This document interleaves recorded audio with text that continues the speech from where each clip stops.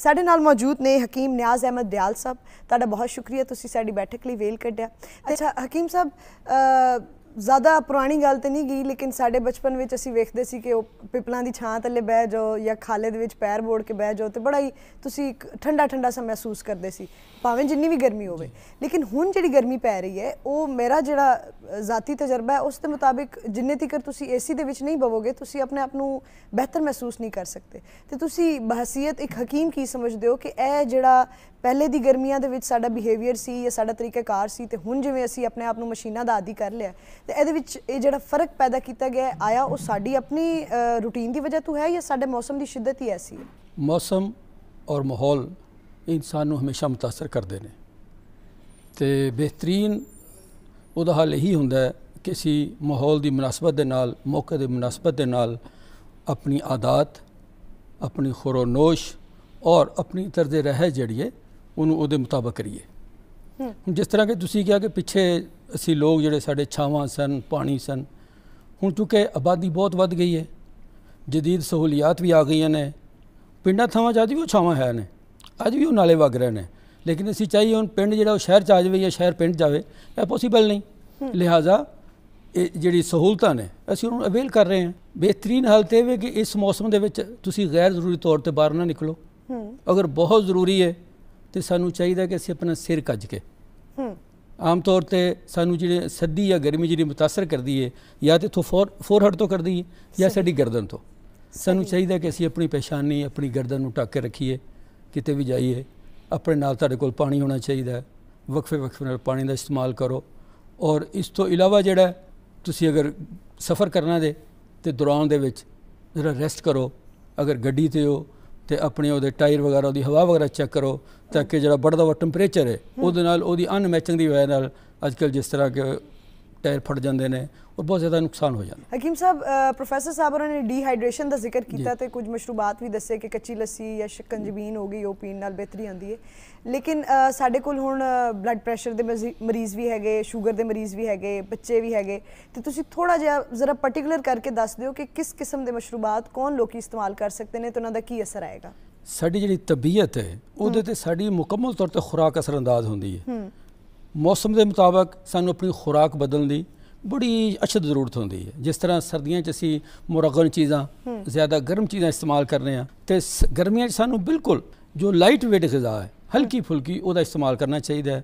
मुरगन चीज़ां बिल्कुल ख़त्म कर देनी चाहिए ने, तलियां भुनियां चीज़ां ख़त्म कर देना चाहिए। जिस तरह के साढ़े यहाँ नाश्ते दे विच अंडा लोग फर्ज समझते हैं, ਇਹੋ ਜਿਹੀ चीज़ां मतलब इन्होंने ख़त्म कर देना चाहिए। अंडे का जिवें तुसीं तज़किरा कीता, ये अंडा फ्राई की तासीर ते उबले अंडे की तासीर या खाली सफेदी इस्तेमाल की जाए तो उसदे विच भी फर्क है? देखो जी, उसदे अंदर जिहड़ी कैलोरीज ने वो जिस शक्ल च लवोगे उन्नियां ही आउणगीਆਂ। ठीक है, ये जस्ट साडी एक सैटिस्फैक्शन है माइंड ने जी, इसे उबलिया खा लवो, इनू फ्राइड खा लवो, इनू ऑमलेट खा लवो, उसदे अंदर जो कैलोरीज ने अंडा अंडा ही रहेगा, वो अंडा अंडा ही रहना। ठीक है जी, असीं नहीं कहते अंडा ना खाओ, लेकिन ये वे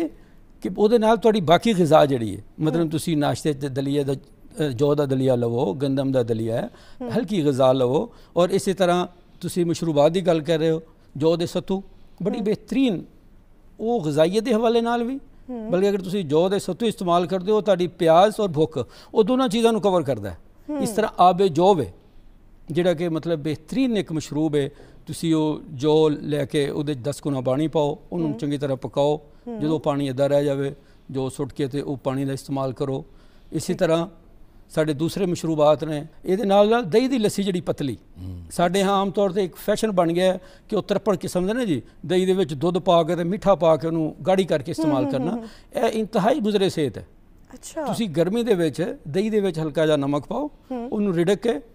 पाया दही को 1.5 किलो पानी होए और बेहतरीन इतनी वो मुफीद होएगी और इन्नी मज़ेदार होएगी, वो तुहाडी जितने भी जिस्म के एस्पैक्ट्स ने उन्होंने पूरा भी करेगी और उहदे नाल नाल उहदा तुहानूं कोई साइड इफेक्ट भी नहीं है। गर्मी दे विच साडे जिस्म नूं हवादार लिबास चाहिए। सही, असीं कॉटन ते पाने आ लेकिन उत्ते माया ला लैंदे हुण वो जिहड़ी तुहाडे जिस्म जो हवा ही नहीं लगनी, तुहाडे जिस्म के जिहड़े मसाम ने उन्हां तक ऑक्सीजन जानी नहीं। सही, तो की होएगा तुहाडा जिहड़ा एग्जास्ट सिस्टम है जिसम के अंदर इंजाब और एग्जास्ट साढ़े जिस्मानी जोड़े पोर ने या जिन्होंने असीं कहने एक वो मसाम ने जो तक हवा ही नहीं जानी वो भी एक बीमारी है। और फी जमाना सब तो ज़्यादा बीमारियां जिहड़ियां ने लैक ऑफ ऑक्सीजन है। ਸਾਡੇ ਜਿਸਮ ਦੇ ਅੰਦਰ ਆਕਸੀਜਨ ਦੀ ਮਿਕਦਾਰ ਪੂਰੀ ਹੁੰਦੀ ਹੀ ਨਹੀਂ ਕਿ ਪੂਰੀ ਕਾਇਨਾਤ ਦੇ ਵਿੱਚ ਹਜ਼ਾਰਾਂ ਮਖਲੂਕਾਤ ਨੇ ਉਹ ਸਾਰੀਆਂ ਠੀਕ ਨੇ ਖੁਸ਼ਬਾਸ਼ ਨੇ ਵਾਹਿਦ ਇਨਸਾਨ ਹੈ ਜਿਹੜਾ ਆਪਣੇ ਤਰਜ਼ ਜ਼ਿੰਦਗੀ ਤੋਂ ਮੁਤਮਈਨ ਨੇ ਕਿਉਂ ਕਿ ਇਹ ਆਪਣੇ ਆਪ ਨੂੰ ਬਿਹਤਰ ਕਰਨ ਦੀ ਕੋਸ਼ਿਸ਼ ਕਰਦਾ ਲਾਅ ਆਫ ਨੇਚਰ ਨੂੰ ਛੱਡ ਕੇ ਆਪਣੀਆਂ ਨਵੀਆਂ ਚੀਜ਼ਾਂ ਨੂੰ ਅਪਣਾਉਂਦਾ ਅਸੀਂ ਗਿਜ਼ਾਵਾਂ ਆਪਣੀਆਂ ਬਣਾ ਲਈਆਂ ਕੁਦਰਤ ਨੂੰ ਛੱਡ ਕੇ ਦੇਖੋ ਫਲ ਔਰ ਸਬਜ਼ੀਆਂ ਅੱਲਾਹ ਤਾਲਾ ਨੇ ਇੱਕ ਕਮਾਲ ਨੇਮਤ ਨੇ ਉਹਨਾਂ 'ਚ ਮੁਕੰਮਲ ਗਿਜ਼ਾਈ ਅਜਜ਼ਾ ਹੁੰਦੇ ਨੇ ਜਿਹੜੀ ਸਾਡੇ ਜਿਸਮ ਦੀ ਜ਼ਰੂਰਤ ਹੁੰਦੇ ਨੇ ਅੱਛਾ ਫਲ ਔਰ ਸਬਜ਼ੀਆਂ 'ਚ 80% ਤੋਂ ਜ਼ਿਆਦਾ ਪਾਣੀ ਵੀ ਹੁੰਦਾ ਯਾਨੀ ਉਹਦੇ ਨਾਲ ਸਾਨੂੰ ਇਜ਼ਾਫੀ ਪਾਣੀ ਲੈਣ ਦੀ ਵੀ ਜ਼ਰੂਰਤ ਹੈ ਅਗਰ ਅਸੀਂ ਫਲ ਔਰ ਸਬਜ਼ੀਆਂ ਅੱਜ ਕੱਲ੍ਹ ਤਰਬੂਜ਼ ਹੈ ਤੁਸੀਂ ਤਰਬੂਜ਼ ਇਸਤੇਮਾਲ ਕਰੋ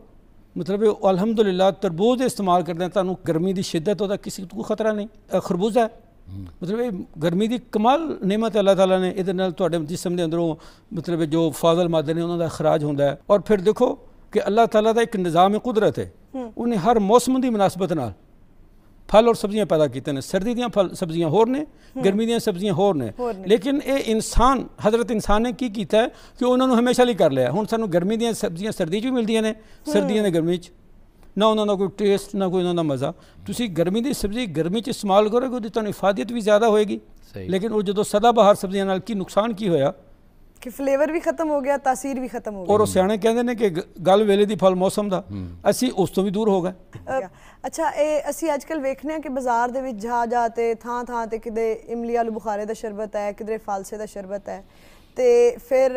ਜਿਹੜਾ ਹੈ ਉਹ ਸਾਰੇ ਲੋਕੀ ਉਹਨਾਂ ਗਲਾਸਾਂ ਨੂੰ ਇਸਤੇਮਾਲ ਕਰ ਰਹੇ ਨੇ ਜਾਂ ਉੱਥੇ ਮੱਖੀਆਂ ਵੀ ਬਿਨ ਬਣਾ ਰਹੀਆਂ ਨੇ ਤੇ ਤੁਸੀਂ ਬਹਸੀਅਤ ਹਕੀਮ ਜਾਂ ਤੁਸੀਂ ਬਹਸੀਅਤ ਡਾਕਟਰ ਕੀ ਸਮਝਦੇ ਹੋ ਕਿ ਉਹ ਸੇਫ ਹੈ ਕਿ ਤੁਸੀਂ ਜਾ ਕੇ ਐਵੇਂ ਕਿਸੇ ਰੇੜੀ ਤੋਂ ਕੋਈ ਹੈ ਫਾਲਸੇ ਦਾ ਸ਼ਰਬਤ ਲੈ ਕੇ ਪੀ ਲਓ ਇਮਲੀ ਆਲੂ ਬੁਖਾਰਾ ਪੀ ਲਓ ਮੇਰਾ ਖਿਆਲ ਹੈ ਉਹ ਸਿਰਫ ਇਹੀ ਨਹੀਂ ਕਿ ਉਹਦੇ 'ਚ ਜਰਾਸੀਮ ਔਰ ਬੈਕਟੀਰੀਆਜ਼ ਬਹੁਤ ਜ਼ਿਆਦਾ ਹੋਣਗੇ ਉਹਦੇ 'ਚ ਇਹ ਵੀ ਹੁੰਦਾ ਕਿ ਉਹ ਸਾਰਾ ਜਿਹੜੀ ਗਰਦੋ ਗੁਬਾਰ ਹੈ ਹਾਂ ਧੂੜ ਮਿੱਟੀ ਵੀ ਉੱਡ ਰਹੀ ਹੈ ਸਾਰੀ ਵਿੱਚ ਪੈ ਰਹੀ ਹੈ ਲਿਹਾਜ਼ਾ ਇਹ ਇੰਤਹਾਈ ਅਨਸੇਫ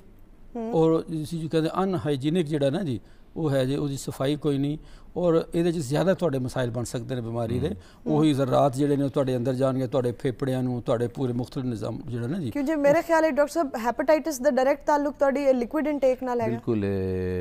ਲਿਕੁਇਡ ਇਨਟੇਕ ਵੱਲ ਵੀ ਹੈ ਲੇਕਿਨ ਇਹ ਵੇ ਕਿ ਸਫਾਈ ਸੁਥਰਾਈ ਦਾ ਇੰਤਹਾਈ ਇਹਦੇ ਨਾਲ ਇੱਕ ਹੋਰ ਚੀਜ਼ ਅਸੀਂ ਪਿੱਛੇ ਗੱਲ ਕਰ ਰਹੇ ਸੀ ਤਰਬੂਜ਼ ਦੀ ਇਸ ਮੌਸਮ 'ਚ ਇੱਕ ਹੋਰ ਬੜੀ ਇhtiyat ਦੀ ਜ਼ਰੂਰਤ ਹੁੰਦੀ ਹੈ ਜਿਸ ਤਰ੍ਹਾਂ ਤਰਬੂਜ਼ ਖਾਣ ਤੋਂ ਬਾਅਦ ਕੋਈ ਵੀ ਮਿੱਠਾ ਸ਼ਰਬਤ ਪੀਣਾ ਉਹ ਵੀ ਜਾਨਲੇਵਾ ਸਾਬਤ ਹੋ ਸਕਦਾ ਹੈ ਹੈਜ਼ਾ ਹੋ ਸਕਦਾ ਹੈ ਇਸ ਤਰ੍ਹਾਂ ਖੀਰਾ ਹੋ ਗਿਆ ਅੱਜ ਕੱਲ੍ਹ ਅਸੀਂ ਟੀ ਵੀ 'ਤੇ ਮੁਖਤਲਿਫ ਸੁਣਨੇ ਕਿ ਜੀ ਇਹਦੇ ਮੁਖਤਲਿਫ ਨੇ ਨਾ ਜੀ ਜਾਂ ਖਰਬੂਜ਼ੇ ਦਾ ਕਹਿੰਦੇ ਜੂਸ ਬਣਾ ਲਓ ਜੀ ਤਰਬੂਜ਼ ਦਾ ਸ਼ਰਬਤ ਇਹ ਸਾਰੀਆਂ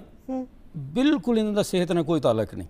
ਸਹੀ ਹਾਂਜੀ ਇਹ ਚੀਜ਼ਾਂ ਜਿਹੜੀਆਂ ਇਹ ਨੁਕਸਾਨਦੇਹ ਨੇ ਤਰਬੂਜ਼ ਦਾ ਜੂਸ ਹੁੰਦਾ ਤਾਂ ਬੜਾ ਰਿਫਰੈਸ਼ਿੰਗ ਜਿਹਾ ਹੈ ਨਹੀਂ ਲੇਕਿਨ ਜੇ ਤੁਸੀਂ ਚੀਨੀ ਪਾ ਲਓ ਅਸੀਂ ਕਹਿੰਦੇ ਕਿ ਉਹਦੇ ਨਾਲ ਚੀਨੀ ਪਾਓ ਉਹ ਤੇ ਜ਼ਹਿਰ ਬਣ ਜਾਂਦਾ ਇਸੇ ਤਰ੍ਹਾਂ ਖੀਰੇ ਤੋਂ ਬਾਅਦ ਪਾਣੀ ਪੀਣਾ ਜਾਂ ਖਾਲੀ ਪੇਟ ਕਿਉਂਕਿ ਫਲਾਂ ਦੇ ਵਿੱਚ 80% ਤੋਂ ਜ਼ਿਆਦਾ ਪਾਣੀ ਹੁੰਦਾ ਪਾਣੀ 'ਚ ਪਾਣੀ ਮਿਲੇਗਾ ਉਹ ਜਾ ਕੇ ਤੁਹਾਡਾ ਮੈਟਾਬੋਲਿਜ਼ਮ ਤੁਹਾਡਾ ਸਟਮਕ ਉਹ ਸਾਰੀ ਚੀਜ਼ਾਂ ਡਿਸਟਰਬ ਹੋ ਜਾਣਗੀਆਂ ਲਿਹਾਜ਼ਾ ਇਹ ਵੀ ਇhtiyat ਜ਼ਰੂਰੀ ਹੈ ਕਿ ਜਿੱਥੇ ਅਸੀਂ ਮਤਲਬ ਇਹ ਚੀਜ਼ਾਂ ਇਸਤੇਮਾਲ ਕਰਨੀਆਂ ਨੇ ਉਹਨਾਂ ਦੇ ਨਾਲ ਉਹਨਾਂ ਦੇ ਇਸਤੇਮਾਲ ਦੀ ਇhtiyat ਵੀ ਜ਼ਰੂਰੀ ਹੈ ਔਰ ਸਭ ਤੋਂ ਵੱਡੀ ਗੱਲ ਜਿਹੜੀ ਹੈ ਸਾਡੀ ਜ਼ਿੰਦਗੀ ਸਾਡੀ ਤੰਦਰੁਸਤੀ ਸਾਡੀ ਸਿਹਤਮੰਦੀ ਉਹਦਾ ਟੋਟਲੀ ਦਾਰੋਮਦਾਰ ਸਾਡੀ रोज़मर्रा खुराक ते वे सही साड़ी रोज़मर्रा खुराक जितनी मतवाजन जितनी मयारी जितनी मिलावट तो पाक होएगी उन्हें असी ज़्यादा सेहतमंद होवांगे उन्हें असी ज़्यादा बीमारियों तो महफूज होवांगे उन्हें साड़ा इम्यून सिस्टम जो मजबूत होएगा तो असी मतलब है तंदुरुस्त और तवाना जिंदगी जी इंजॉय कर सकते हैं इन्हों की गल वड्डी करांगा कि दरअसल साडा किचन साडा बेहतरीन डॉक्टर है अगर साढ़े किचन दे विच इस्तेमाल होने अज्जा जड़े ने वो मसाला जात ने वो सब्जियां ने वो तरकारियां जो चीज़ां में ने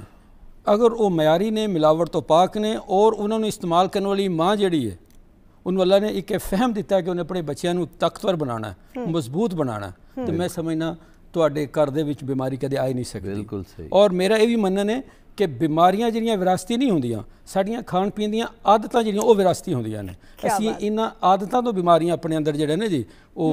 हासिल करने अगर साडी आदत खाण पीण दीयां अच्छा होणगियां तो कदे भी बीमारियां जिहड़ियां अगे ट्रांसफर नहीं होणगियां उम्मीद है कि तुसीं अज दी सारी जिहड़ी साडी गलबात सी उस तो कुछ ना कुछ सबक सीखिया होएगा।